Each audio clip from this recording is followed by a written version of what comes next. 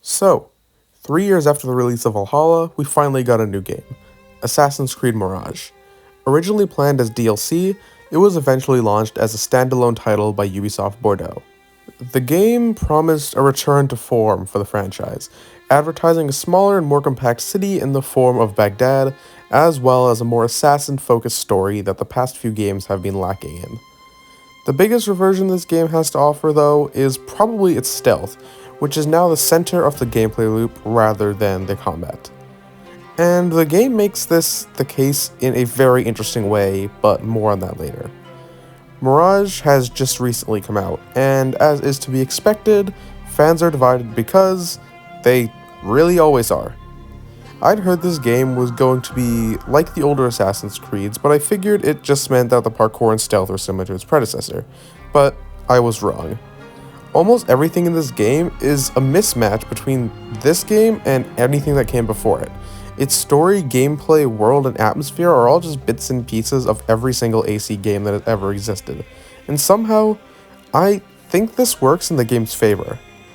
This review will have no spoilers if you're concerned about getting into that, but I'll just be talking about all the gameplay features and leaving the story untouched as not to diminish your enjoyment of the game. But without further ado, let's get into my review of Assassin's Creed Mirage.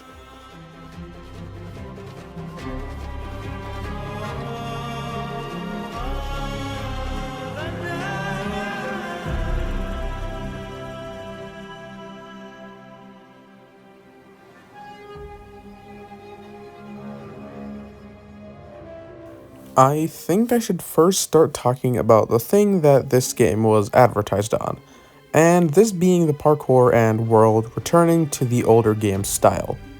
I'm gonna get this right out of the way and tell you that parkour has not been changed from Valhalla.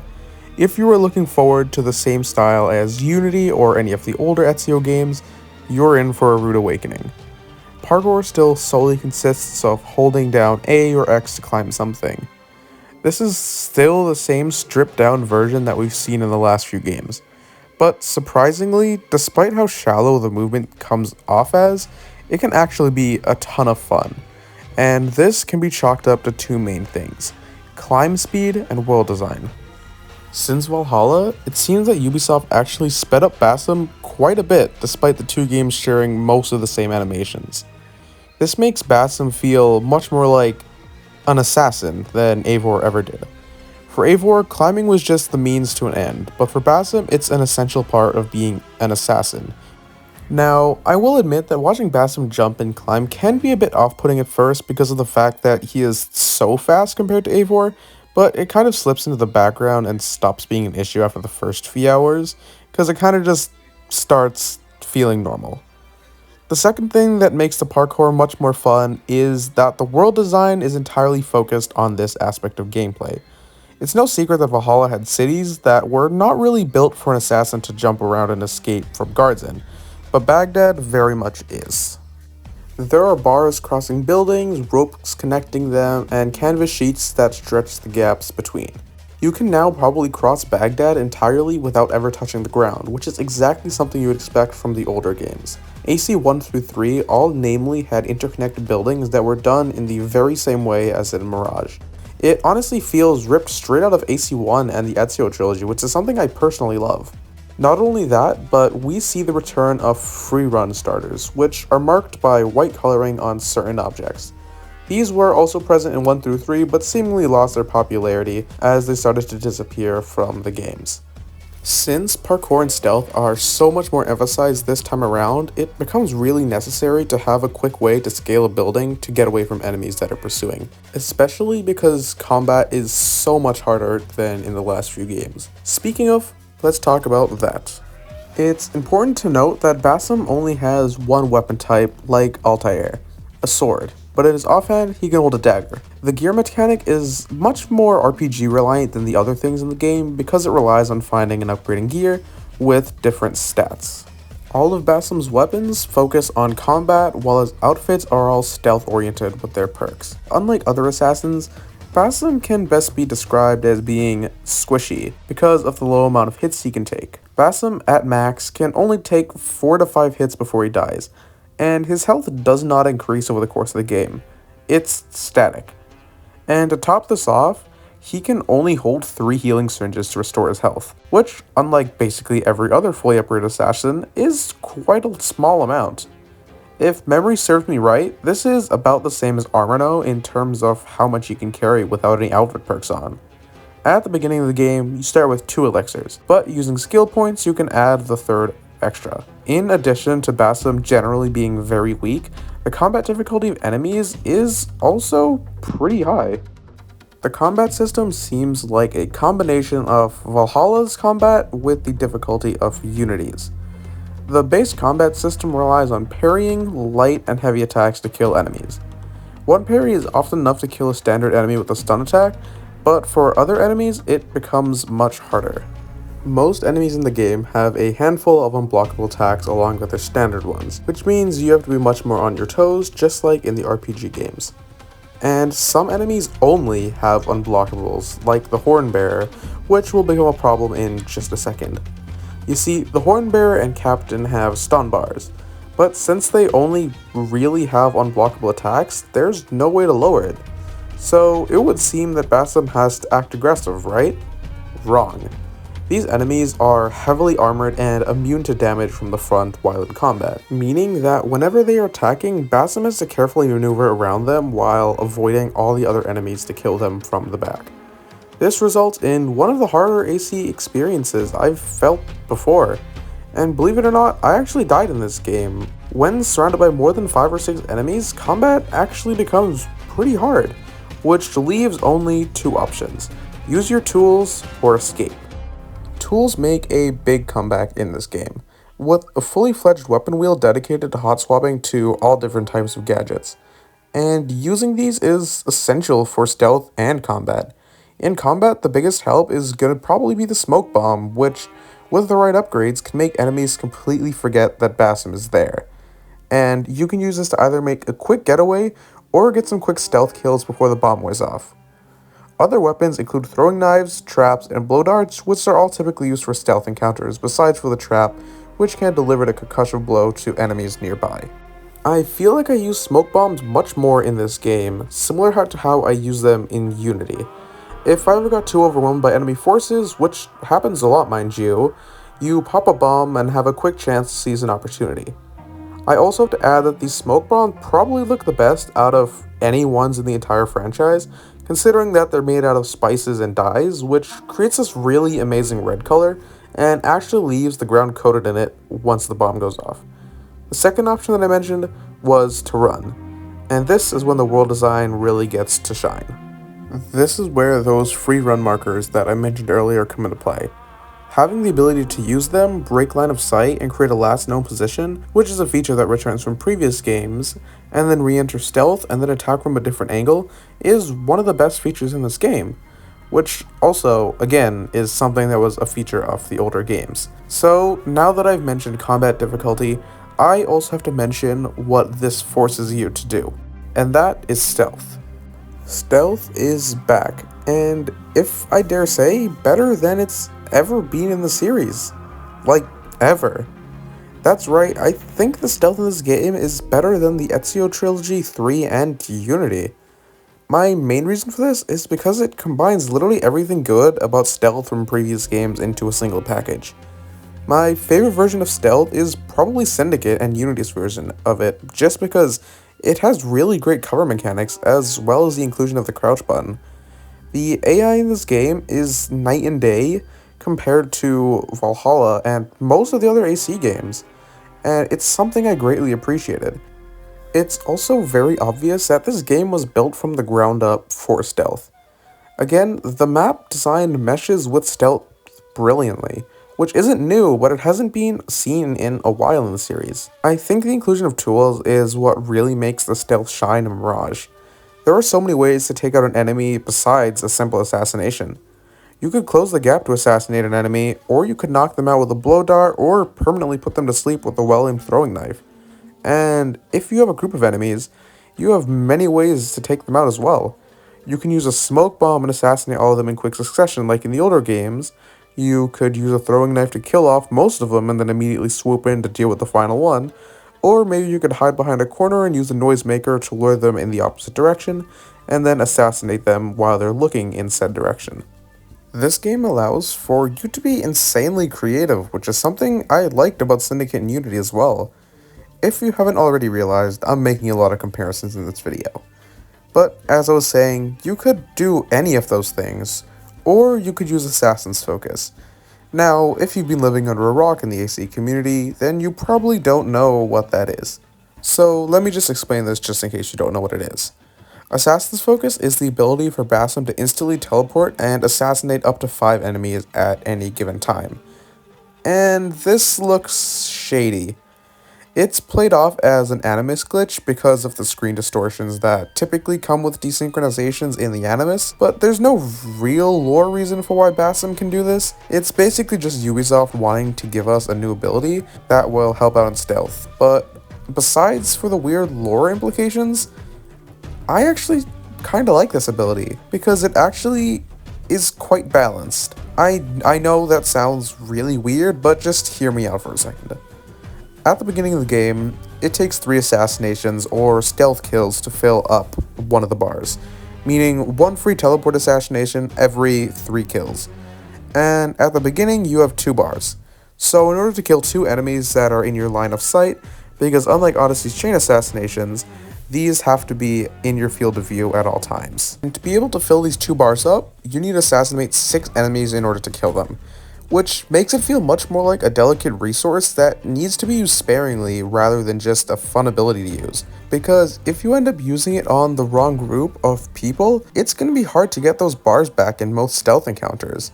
Later in the game, you can unlock an extra 3 bars, which also take 3 kills to refill, which means that if you want to assassinate a group of 5 people, you need to have stealth assassinated 15 people before you can do that. It actually encourages the player to prioritize targets and enemy groups much more than if it wasn't in the game. You can, however, get an ability that drastically increases the amount of the bar filled up by an assassination. So now, instead of having to assassinate 15 enemies to get the 5 bars, you just need to do 6, which is obviously much less. I don't think this is too much of a problem, however, since this is a very late game unlock, and at that point you're more likely just playing for fun, so I don't really mind it too much. So I've been talking about stealth a lot, but now I need to talk about the actual world of Baghdad that Basim inhabits. And this world is absolutely beautiful. The architecture of the time period is brilliantly recreated in this game, and it's a marvel to explore this world, especially since its relative size makes it much easier to pour detail into it. One of the first things that will come into mind is how similar this map is to AC1 and Revelations. And to be honest, that is to be expected. Most of the AC1 map was ruled by the Abbasids at some point in history, and Constantinople is just a stone's throw away from the Caliphate, so it tracks that the map and architecture would look similar. My first bit of, wow, this is ripped right from another game, is when I saw the Hidden Ones Bureau, which literally looks exactly like how it does in the original Assassin's Creed, and it's really cool to see a rendition of it with the graphics that this game has. I personally think that it's really cool how a lot of the areas in this game are so similar to the earlier AC games. It even feels a bit like a nostalgia trip at times. But my biggest complaint about the game world is that Baghdad is split into 4 regions that I can only vaguely pronounce, so I'm not going to even try, but all of them look the same. They don't have any sort of different architecture or different color schemes that can differentiate the poor areas from the richer ones or anything like that. There are some areas that look a lot more fancy, like the bazaar, but in general, the areas kind of blend together. The one thing that I will give them credit for is that there are certain areas of the map where pickpocketing opportunities become much more prevalent because richer people live there and have better things on them. Especially places like the bustling markets have a load of people carrying stealable items on them. I find it odd that they created areas where some people are literally poorer and some richer, but didn't do anything to differentiate the two of them at all. But in these highly populated areas, you can actually do something that you haven't been able to do in any meaningful way in quite a long time, and that's going to be social stealth. Basim can blend in with the crowd and, again, be a silent blade like in the older games. This isn't even like Valhalla's version, that is mostly unnecessary. In that game, it was always easier and less time consuming to kill the guards at an entrance or find a way around into the area you need. But in Mirage, this is flipped on its head. There are far less opportunities to climb up into, let's say, a garrison. There might be one or two ways in, but by far the best way to infiltrate it is to hire a group and blend in. And yes, you heard that right, group hiring is back. These are mercenaries who will fight the nearest group of guards so you can sneak past or kill them even quicker, musicians who attract guards and will allow you to get in unseen, or merchant groups that Basim can bribe to walk into restricted areas and have him blend with them. This is very reminiscent of AC 1 and 2, especially because they work like the courtesans. The way you actually hire these groups is not done through money though. It's done with Kidma tokens. Kidma tokens can be mainly acquired from pickpocketing people and completing missions. They also can make interactions easier as they act as free bribes. There isn't much to this, but it gives an actual reason to pickpocket people because of how much easier this can make your life. Since Kidma tokens allow for easier infiltrations with less death involved by enemy side and your sides, it can help with another facet of gameplay. This is the notoriety system. When Basim is caught committing illegal acts, his notoriety meter will go up, and there are 3 stages. The first stage has Basim being recognized by random civilians on the street and drawing guards to them whenever Basim gets near. This isn't too much of a problem, but the likelihood of this happening scales with each level. At level 2, he is more likely to be recognized, and guards will start spawning on rooftops to try to kill him at any chance they get.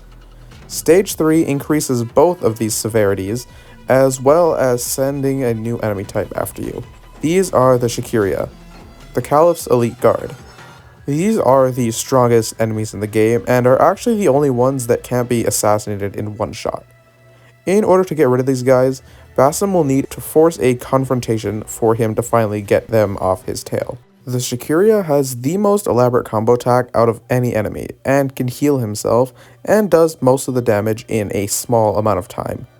These are a force to be reckoned with, and it adds another incentive to stick to the shadows rather than constantly fighting in the opening. But if you did decide to fight one of the Shakiria, your entire notoriety will be removed for the time being. Other ways you can do this is bribing a Munadi with Kidma tokens, or ripping down posters with Basim's face on it. It's important to mention that unlike in AC2, these posters aren't in random places on rooftops where no one will ever see them. They're actually on the ground, and people actually huddle around them and look at Basim's drawings, which I think is a nice touch. And around these is actually when Basim is most likely to be recognized, which, I think that's kind of cool. I think this notoriety system is the better version of the one from AC3 because of its 3-level system. The main difference is that instead of guards constantly noticing you at the 3rd level, you actually have a much better chance of lowering it back down without getting spotted again. The final thing I want to talk about is the story. The main story for me took about 20 hours for me to finish, and it took me around a good 30 to 100% and platinum the game. Now, this isn't a long game by any means, but it is a nice and concise story similar to that of the older games. The main story structure is also vastly different from the older games though. It's much more a combination of Valhalla's region clearing with AC1's investigation style of main missions. So there are 5 main sections that correspond with each of the different regions of Baghdad. Each of it is its own isolated story that clearly takes inspiration from Valhalla's Alliance map. If you watch my Valhalla review, you would probably know I'm not the biggest fan of the whole do it in whatever order you want kind of missions, but that's just what we got. The main missions aren't actually like quests that we've seen in the last few games. They're called investigations. Each investigation has Basim work to uncover part of a grand conspiracy that the Order of Agents has laid out. You do this a lot in this game. This is basically what AC1 did for its main story. Have one that is focused on gathering information on each target and then acting on that information. It also falls into the same shortcomings as the original, however. because this causes burnout by the end of the game. The mission structure can become quite boring by the end of my 20 hours, and I think that in a larger game, that this could have genuinely been a problem that could have been hard to overcome, but since the package is so much shorter this time, you only feel a fraction of the fatigue. And the final thing I want to talk about here is the black box assassinations, which are back from Unity, Syndicate, and the Siege of Paris. These are probably my favorite out of the bunch because they all have a super satisfying kill at the end of it. It always felt weird in AC games that I can just stab someone and run away, but these black boxes give Basim a chance to kill his targets in a unique way. Obviously I won't give any spoilers or show any of the scenarios, but just trust me, these are satisfying. The main attractions to these, however, are the infiltration opportunities. Before breaking into the compound that Basim needs to get into, you can scout for opportunities to make it just a little bit easier to do. There are a million different ways to reach your target. All of them get you to the same place, but what matters is how you utilize the people around you to do it. Black box missions have always been my favorite in every AC game that they were in, and I was actually blown away when I found out that it took until Unity to actually create these, because honestly, they're such a good idea that I was surprised it wasn't implemented until later. I think I now finally need to talk about the actual story, and it's decent. It isn't the best thing that I've ever played, but the storyline with the Ginny is actually very good and enticing to play. And trust me, if you've played Valhalla and think you have all the answers to what happens to Basim, you're probably wrong. Overall, the story is decent, the mission structure is good, if not repetitive, and the black box missions are a standout. I think that the narrative experience is pretty good, but not the best. And to finally wrap things off, I think this game is definitely worth playing for the fans of the old and new Assassin's Creed. If you like the stealth in those games, I would 100% recommend playing this game. But if you like AC for the parkour or the combat, this one might be a bit harder to justify. Surprisingly, this game isn't too expensive. It comes in at 50 USD, which is now $20 under what AAA games are now selling for. Which, side note, I think is unbelievable and basically a scam. But, I mean, this game is only $10 more expensive than the Dawn of Ragnarok DLC. I also have to mention that there is a Helix store in this game, and as always, these outfits are super overpriced, so take that as you will. There are those in the game. I'm not sure if that will impact your decision to buy this game, but, you know. But anyway, that's going to be the end of this video. I'm currently working on the Black Flag video, which will hopefully come out in the next month or so, because I'm actually in the middle of recording it at the time, but I mean, with me, you never really know. So, to everyone who made it this far, peace out, and have a good day.